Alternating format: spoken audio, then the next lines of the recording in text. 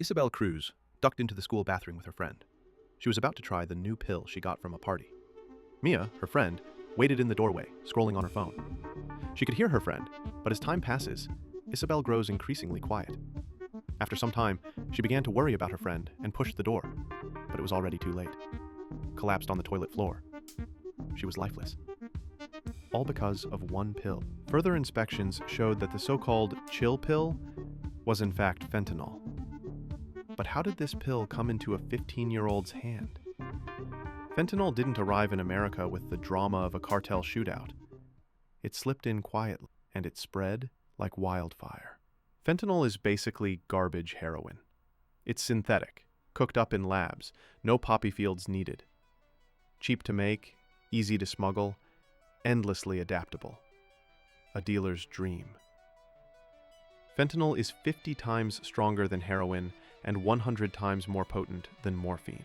But how could the dealers convince a generation when every day they're bombarded with anti-drug messages and told not to? Dealers knew how to perfectly lower people's defense. They started mixing it with cocaine and heroin and lacing fake prescription pills with fentanyl. No one could ever know. The impact was devastating. At first, most overdoses were clustered, small outbreaks. But by 2013, fentanyl-related deaths hit 5,000 in the US. By 2022, that number exploded to over 75,000. Entire towns saw funerals outnumber graduations. It was a silent war, fought in bedrooms, bathrooms, and high school parking lots. The distribution network in the US has grown exponentially over the past decade. For years, the US believed the enemy was at the border. Fentanyl is an opioid drug, a class of drugs that includes both prescription medicines, such as morphine, and illegal drugs like heroin. It was developed in the 1960s by Dr. Jansen as a prescription medicine for treating severe pain, such as pain after surgery.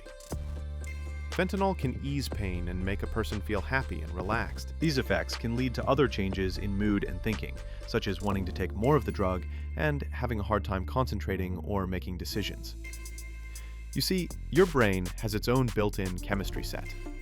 Special cells that release hormones like dopamine and endorphins, the very chemicals that make you feel joy, excitement, and reward. But when a powerful drug forces those chemicals to flood your system unnaturally, your brain fights back. It shuts down some of its own receptors to keep balance. Over time, the drug rewires your brain. It dulls your natural ability to feel pleasure and leaves your body craving more just to feel normal. That's why a drug this powerful doesn't just get you high, it takes control. Unfortunately, most people who experience overdosing are teenagers with no addiction backgrounds. For years, DEA, FBI, and CIA all zeroed in on Mexico. Raids, wiretaps, border busts. Although Mexican cartels like Sinaloa and the New Generation were mass-producing fentanyl pills. But something wasn't adding up. Customs agents noticed strange packages, mislabeled powders, shipments in small parcels, chemicals hidden inside everyday goods. The trail led overseas. By the mid-2000s, the real source came into focus: China. From 2015 to 2016, DEA intelligence confirmed that China was the primary source of fentanyl entering the United States. Shipments often came through international mail or express consignment, disguised under false labels. The discovery was a turning point.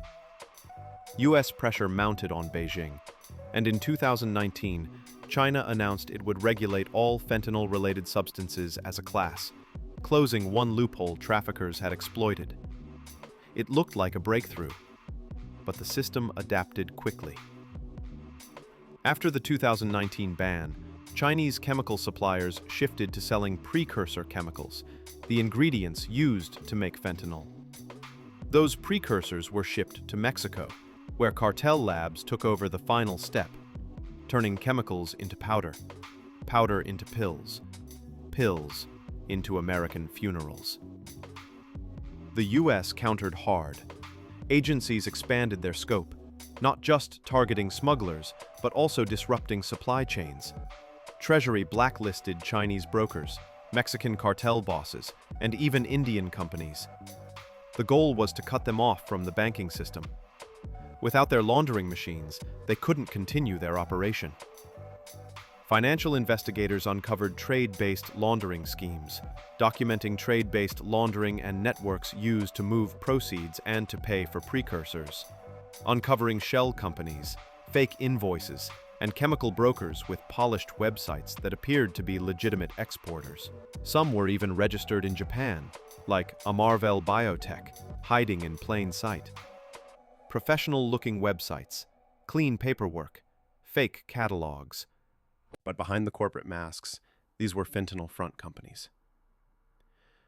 The discovery of China's role changed the fight.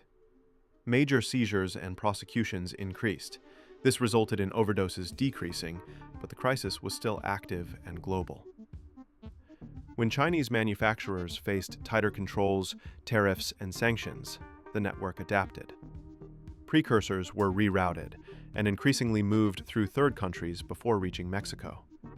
Precursors were disguised as pharmaceuticals or even spices, shipped to Mexico, and reborn as fentanyl for the US market. It was a globalized crime, a chessboard where cartels, brokers, and chemists stayed one move ahead. The US response grew more dramatic, more seizures at ports. At the same time, supplier networks dispersed some chemical production to India and other parts of South and Southeast Asia, jurisdictions where controls were weaker or enforcement uneven. U.S. indictments targeted Indian companies and brokers shipping precursors labeled as legitimate pharmaceuticals. Treasury began blacklisting Chinese chemical brokers, Mexican cartel figures, and Indian companies to cut them off from the banking system. With no money, cartels couldn't run these operations anymore, and they were forced to quit. In November 2023, the US and China agreed to restart counter-narcotics cooperation, sharing more info on chemical exporters. By 2024, trilateral efforts with Mexico and Canada focused on precursor monitoring, lab seizures, and joint law enforcement operations. By 2025, DHS and CBP deployed new AI-based cargo scanning at ports of entry, capable of detecting suspicious chemical signatures in massive trade flows. All these countermeasures brought fentanyl overdoses down from the flood levels we'd seen before. But this time, cartels had a vicious move up their sleeves. They started to advertise powder-shaped chemicals labeled as spices from India. Inside, however, was something far more potent and lethal than fentanyl. A new synthetic called nitazines. However, the real decrease comes from acknowledging the fact that no substance or pill could just make reality good or take away the pain. Sometimes you should bear with the fact that life has its ups and downs. Unfortunately, most fatalities were for those without any narcotic addiction background, and a single pill could cost them their lives. Yes, treatments like naloxone exist. Yes, the US is stocked with anti-overdose tools. But the deeper change comes when people understand the risk, and when they finally decide not to take that risk at all.